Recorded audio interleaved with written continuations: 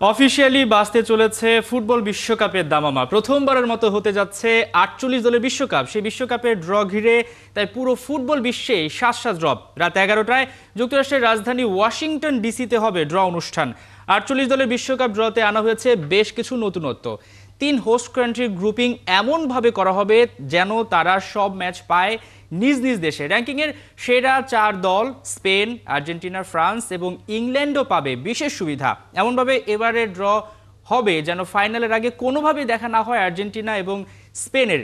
একইভাবে ফ্রান্স, ইংল্যান্ডের ফাইনালের আগে দেখা হওয়ার কোনো সম্ভাবনা নাই। ড্র অনুষ্ঠানে মূল আকর্ষণের বাইরেও থাকবে সঙ্গীত শিল্পীদের performance. Manchester United legend Rio Ferdinand পরিচালনা করবেন ড্র অনুষ্ঠান। এদিকে অনুষ্ঠান বর্জন করার ঘোষণা দিল শেষ মুহূর্তে।